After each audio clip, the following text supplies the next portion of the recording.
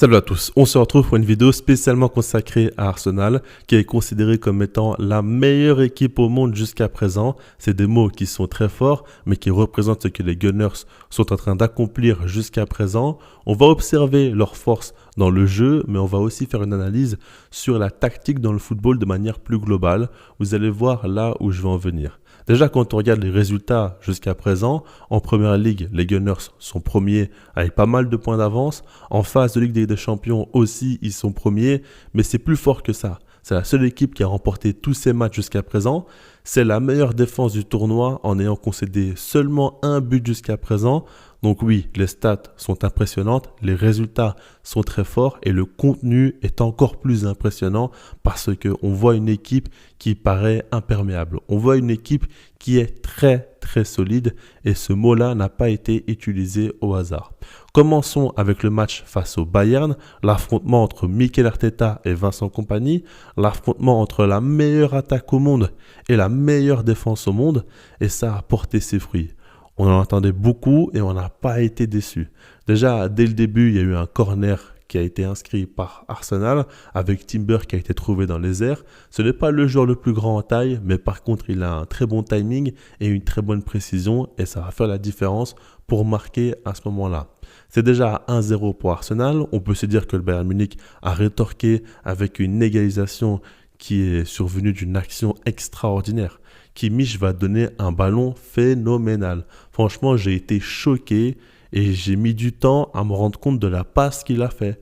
À plus de 50 mètres comme ça, trouver son coéquipier, je trouve ça juste fou. Et Gnabry ici qui va être trouvé va jouer en un temps pour Karl qui lui va finir l'action. Il faut se dire que l'action a été jouée parfaitement. Kimmich, Gnabry, Karl, tout ça en un temps de mouvement, ça a été fait de manière très impressionnante et il fallait ça pour battre cette défense des Gunners qui est en béton armé. Il fallait un ballon extrêmement long pour gêner cette défense, mais pas simplement un ballon extrêmement long, un ballon millimétré pour gêner cette défense et il fallait absolument que Gnabry joue en un temps pour ne pas être en retard par la suite. Ça a été joué parfaitement. Et donc c'est 1-1 à ce moment-là, il y a une égalisation. Arsenal va beaucoup pousser, ne va pas être en réussite dans un premier temps parce qu'ils vont buter sur Neuer. Mais par contre, avec l'entrée de Calafiori, ça va faire la différence sur le côté gauche où il va centrer pour Madueke au second poteau qui va terminer l'action. Ça fait 2-1. Le Bayern Munich va pousser aussi de son côté pour essayer de marquer. Ils vont prendre de plus en plus de risques et vont le regretter parce que Eze va avoir un ballon ici. Quand on regarde le positionnement défensif du Bayern, c'est un petit peu exagéré. Ils sont trop hauts sur le terrain parce qu'ils ont tout misé sur l'attaque. Eze va très mal comprendre et va donner un ballon dans le dos de cette défense. Juste, je ne vous parle même pas de tout l'aspect tactique. On sait qu'il y a beaucoup d'aspects qui sont très importants à prendre en compte. J'ai laissé tout ça pour plus tard. Je vais y revenir. Je parle des buts, mais ce n'est pas le plus important. Ce n'est rien en soi.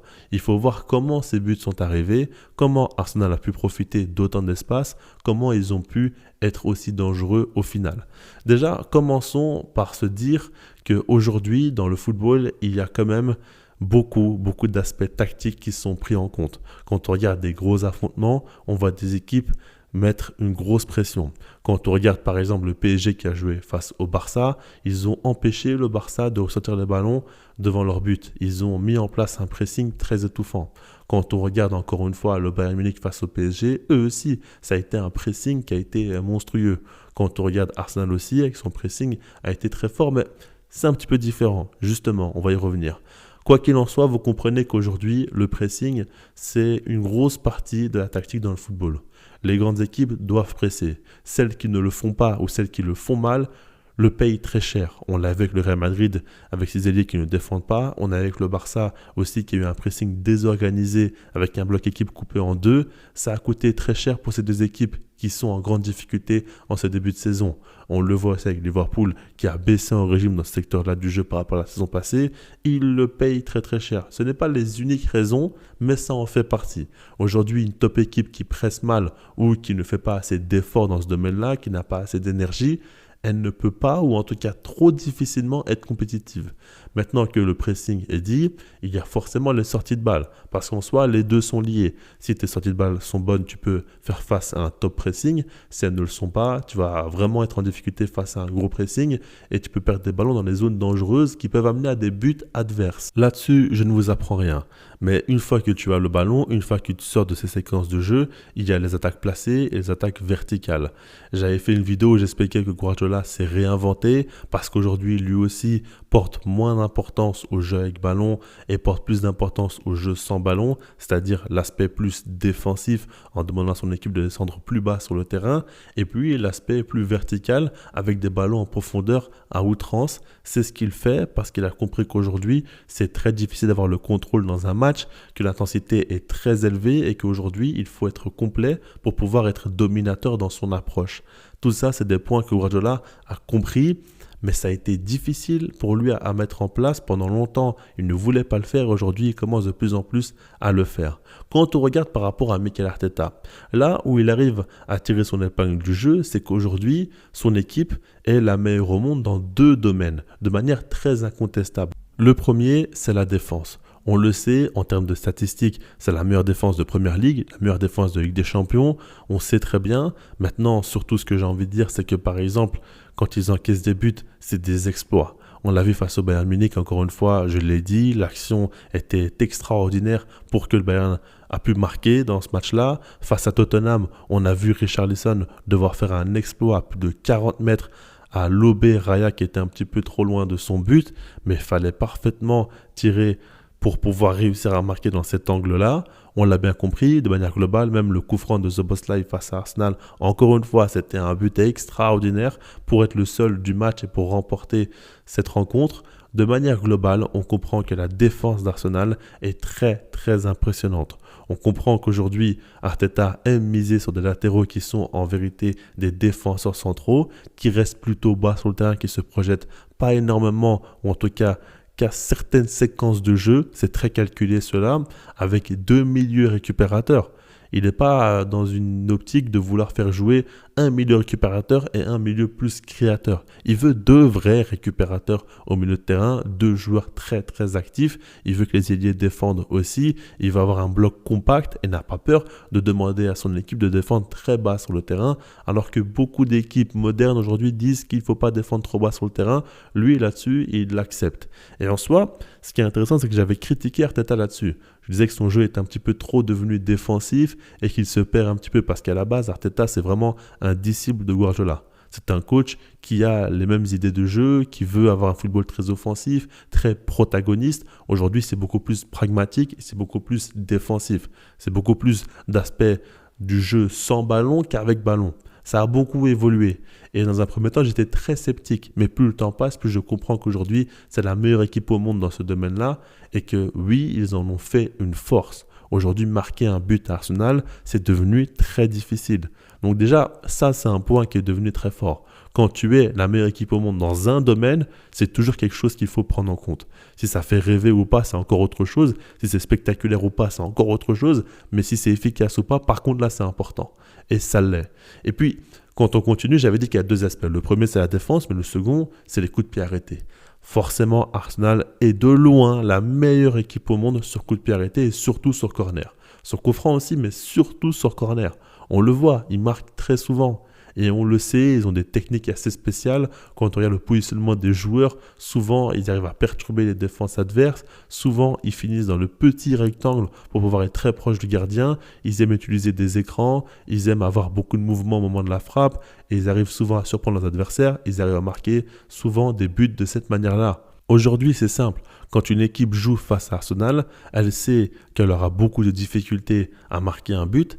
Et elle sait que sur corner, elle aura de grandes chances d'encaisser un but. Donc ça fait qu'en soi, au final, Arsenal est très solide défensivement. Donc ça les aide forcément à gagner des matchs parce que si tu n'encaisses pas de but, il y a peu de chances que tu perdes. Et en plus de ça, tu peux te contenter uniquement des coups de pied arrêtés pour marquer. Là, ça devient très très dangereux. Et on le voit aujourd'hui, le nombre de buts qu'ils mettent sur corner, ce n'est pas du tout à négliger. Et ça, c'est important, d'autant plus quand la défense est solide. Parce qu'encore une fois, si tu marquais souvent sur corner, mais que ta défense était difficile, mais là encore une fois, ça n'aurait pas servi non plus à grand chose. En tout cas, ça aurait été un petit peu diminué par cela. Ici, ce n'est pas le cas. C'est encore plus mis en avant et ça fait encore plus d'effet pour cette équipe-là d'Arsenal. Donc, c'est 2 points qui sont importants. C'est les meilleurs au monde défensivement et c'est les meilleurs au monde sur coup de pied arrêté. Ici, quand on le regarde dans les équipes du style PSG, Bayern, City, qui devraient être à peu près similaires à cette équipe d'Arsenal, en soi, elles n'ont pas ces forces-là. Elles ont d'autres forces. Et puis aujourd'hui, on parle beaucoup du pressing. On met beaucoup en avant cela, comme je vous l'ai expliqué, mais du côté d'Arsenal, ce n'est pas spécialement la meilleure équipe au monde pour presser. Arsenal, c'est une équipe qui ne veut pas toujours presser. Comme je vous l'ai dit, ils aiment défendre plutôt bas sur le terrain. Si tu défends plus bas sur le terrain, c'est que tu refuses le pressing. Mais globalement, quelquefois, bien sûr, ils vont presser. Ils savent très très mal faire. Avec un pressing où ils vont bloquer le jeu axial, ça, ils le font très très bien. Mais ce qui est intéressant, c'est que souvent, ils choisissent leur moment. Souvent, ils vont presser à des moments où ils se sentent capables de pouvoir enfermer un joueur, où ils peuvent piéger un petit peu l'équipe adverse. C'est très calculé, c'est des séquences de jeu, c'est pas du début jusqu'à la fin. Et c'est à des moments précis, lors d'une passe négative, lors d'une passe latérale, où il y a déjà 3 joueurs qui sont en place, là ils vont y aller. C'est souvent un petit peu comme ça qu'ils procèdent, et ça fait qu'ils récupèrent des ballons de manière très stratégique.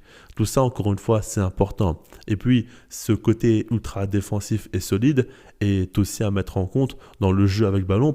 Parce que Arsenal n'est pas une équipe qui va à tout prix attaquer du début jusqu'à la fin, c'est une équipe qui aime conserver le ballon. Et là, encore une fois, c'est un classique dans le football.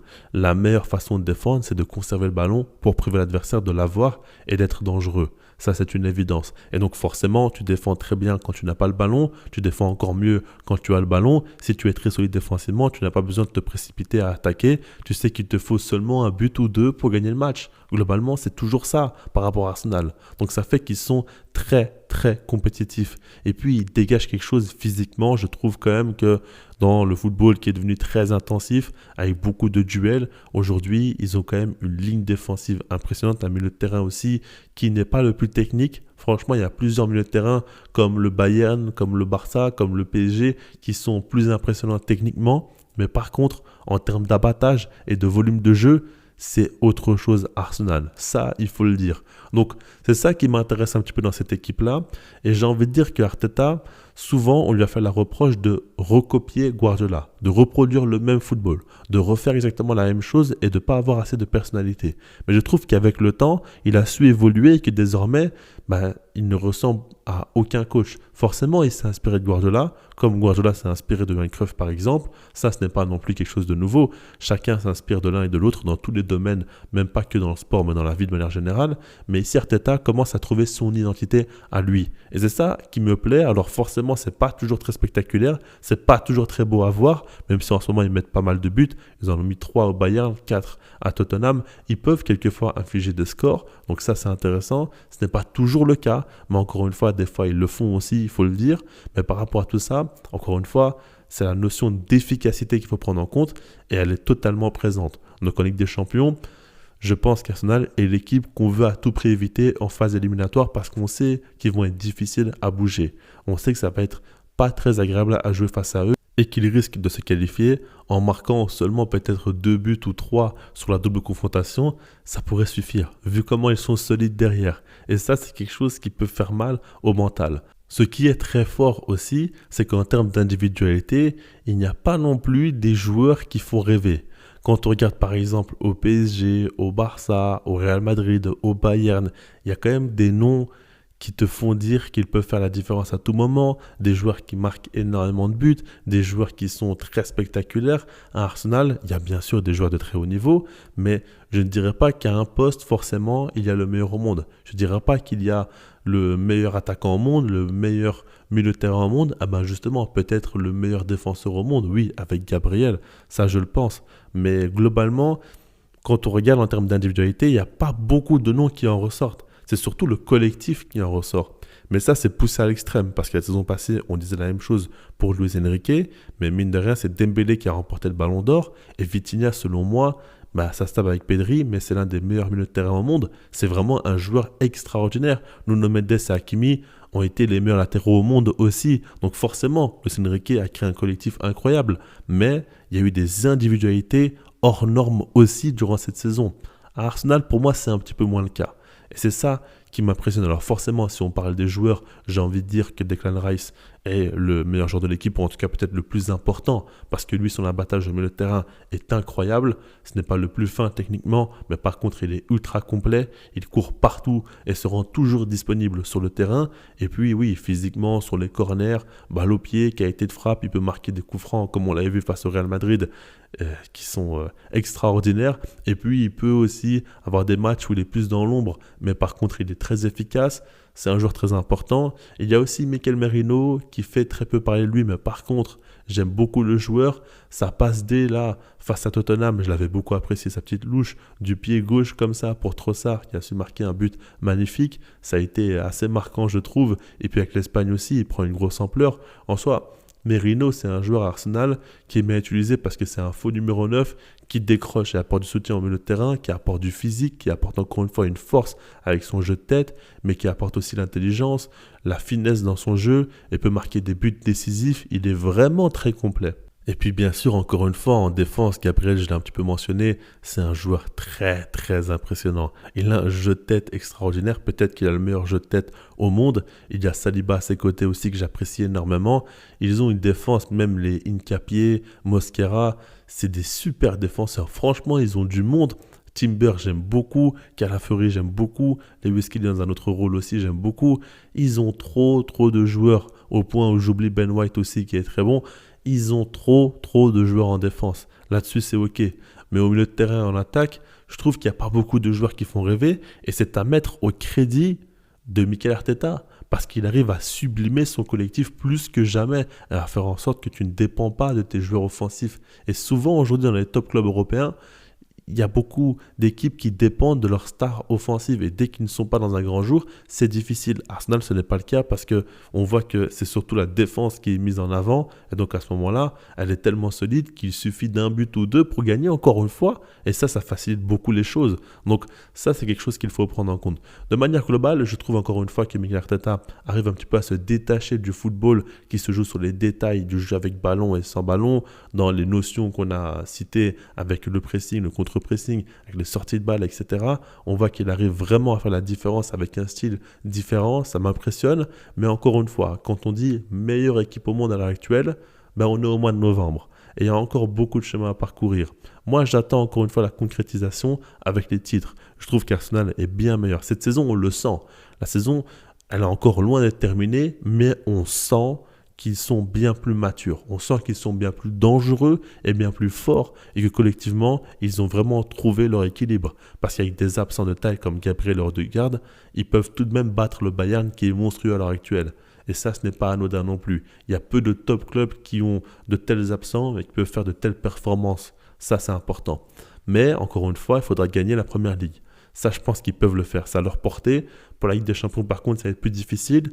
Mais quoi qu'il en soit, je pense qu'ils peuvent même faire un doublé. Ils en sont capables. Mais entre être capable de le réaliser et finir par réellement le faire, c'est deux choses totalement différentes. Donc on va voir s'ils vont réussir à le faire ou non au final. Quoi qu'il en soit, on va suivre cette équipe qui a beaucoup évolué. Encore une fois, ce n'est peut-être pas ou certainement pas l'équipe la plus spectaculaire au monde, mais peut-être l'équipe la plus efficace au monde. Et c'est peut-être eux au final qui vont tout rafler cette saison. Ce n'est peut-être pas spécialement aussi ce que je leur souhaite parce que ce n'est pas mon club de cœur, mais j'apprécie beaucoup ce qu'Arteta a su faire à son équipe, a su insuffler. Ça fait très longtemps qu'il est là, il a beaucoup été critiqué aussi. Peu de gens ont cru en lui. Moi-même, en premier, je l'ai dit, pendant longtemps, je commençais à ne plus croire en lui parce que ses idées commençaient un petit peu à se perdre et on voyait un petit peu que ça tournait en rond, qu'il n'y avait toujours pas les résultats. Bon, ce n'est pas encore fait, mais je pense que cette saison, plus que jamais, il est capable au moins de remporter la Première Ligue. En Ligue des Champions, ça évolue saison après saison, mais ça peut être la bonne aussi, on ne sait pas. Bon, là-dessus, j'ai du mal à y croire, mais ce n'est pas impossible. Clairement, ils font partie des favoris à l'heure actuelle, et ça, c'est une évidence de le dire. Dites-moi ce que vous en pensez dans les commentaires, likez la vidéo si vous l'avez appréciée, abonnez-vous si ce n'est pas déjà fait, puis sinon moi je vous dis, peace.